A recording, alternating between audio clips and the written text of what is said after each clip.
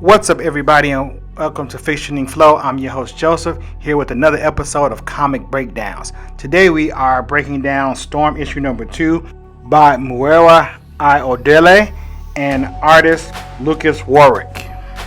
I had such a good time breaking down issue number 1, so I thought I'd come back and give you all issue number 2. This is the new Storm ongoing series, hot off the presses, and it is amazing. If you have not picked this book up, please do, and go ahead and subscribe to it at your local comic shop.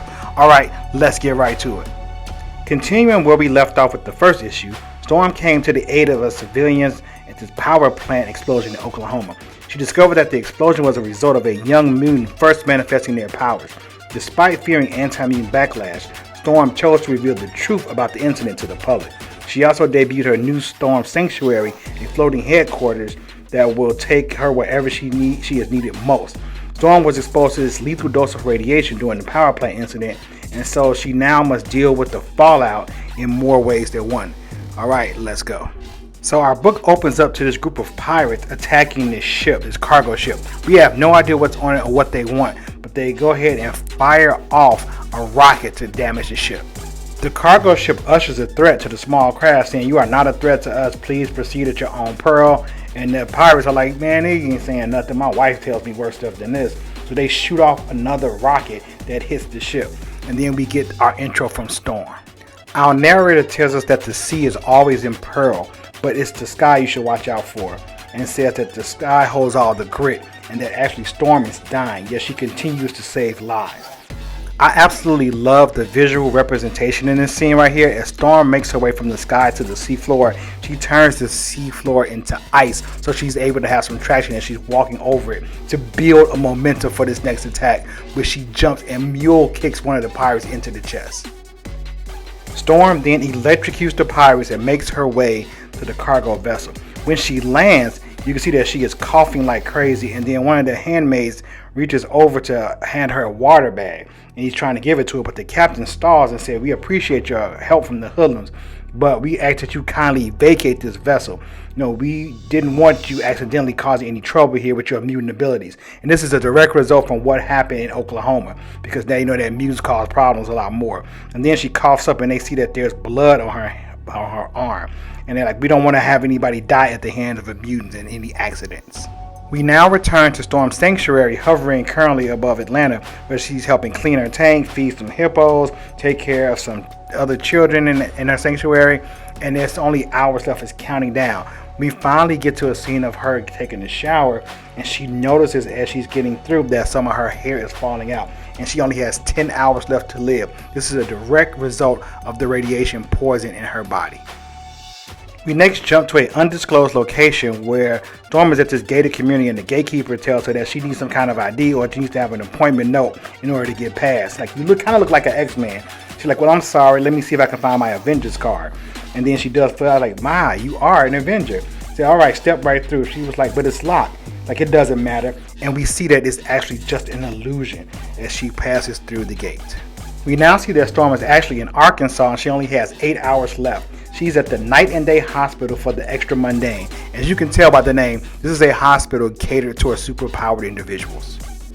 She meets with a mysterious physician named Dr. Dale, and he says that, "I already have your files on hand." And then he's like, "Oh, it's you." And she's like, "Do I know you?" He's like, "Yeah, you're an X-Man. Like, I'm an Avenger, and I used to be the leader of an X-Man." He's like, "I don't treat X-Man." And like, "Do you have any expertise in the mutant anatomy?" Like, "I assure you, my differences are minuscule, but I know mutant physiology just fine." And so Storm's starting to lighten up, and she was like, "So then it's discrimination?" He's like, "Oh yes, I thought I made myself very clear."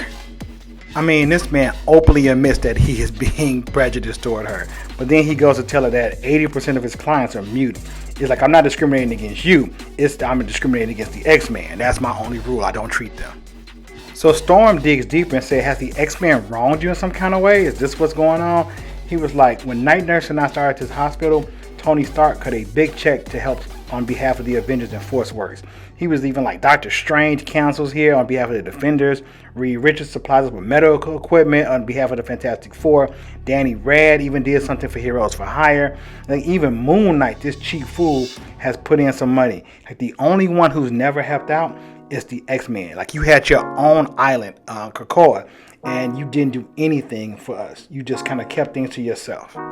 So the doctor goes on to say, you all had your little miracle pills and didn't decide to help anybody, but you charged a fee to help the world with that. Then Storm kind of cuts him off and says, on behalf of the X-Men, I want to offer you this ruby that belongs to my mother. It's been in my family for a while, and take this on behalf of service to all mutants. And he's like, okay, thank you. He's like, okay, the X-Men are now welcome here anytime. But this was a scandalous deal that went down, people. That's why I love this book. Storm then asked the doctor, like, you seem to be writing a lot down. And he said, oh, I'm sorry, I forget sometimes. You have a form of radiation syndrome. And she's like, how did you know? And then we get the biggest surprise of all. He's like, my mutant ability is medical diagnosis. Like, I didn't stay long on Crackwood because people didn't have a resurrection protocol for me. So Doc goes on to tell her that the X-Men was his favorite team, actually, that he really was inspired by them. And so he was like, you have this rare form of radiation syndrome that I can't do anything with. And so he's like, I sent a referral. You're going to have to see this other doctor who was once the Sorcerer Supreme. And you're going to have to go to his second location because he's on a sabbatical right now. And so Storm's like, well, how did you, like, what's going on again? And like, oh, I forgot to tell you, you have 6 hours to live, so you should hurry.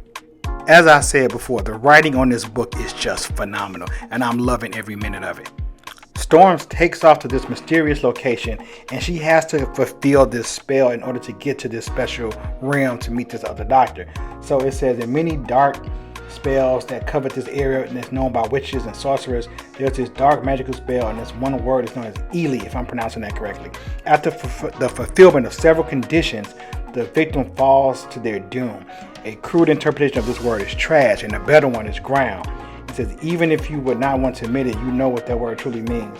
For one, their swords must one day fall. We then see Storm being hit by our own bolt of lightning, and in this arc, this magical beast of a whale pops up. And we get one of the most beautiful scenes in this book where you see the same arch of the whale that Storm is having right now. Storm is then whacked by this whale into another dark dimension, and you're trying to figure out where it is.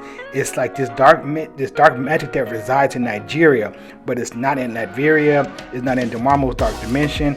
It's in a nation or realm you wouldn't easily consider, and actually ends up being in Haiti somewhere. So she's falling through. She went through the water and kind of like falling through these dimensions, and then a swirl of power and magic.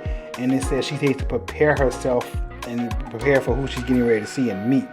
And she is in the presence of the Gunner of Gods. And like, who is this person? And the title of Hogan Supreme, Shaman Unmatched, Babalawo Extraordinaire belongs to one person and one person only. And that is my main man as we get ready to see Dr.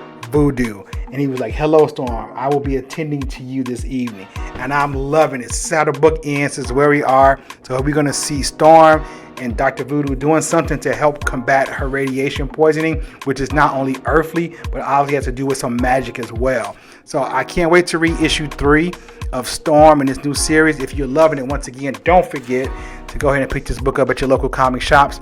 And if you like my breakdown, consider giving it a like, and go ahead and drop a comment below to let me know what you think of this new ongoing Storm series. And don't forget to subscribe to the channel to know when new content drops just like this. And I'll catch you all next time. Peace. If you don't have it, you are truly missing. What's up? We are talking about Fiction Ink Flow. What's up?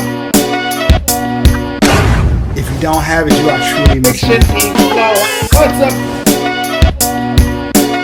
We are talking about Fiction Ink Flow. What's up? If you don't have it, you are truly missing. Fiction Ink Flow.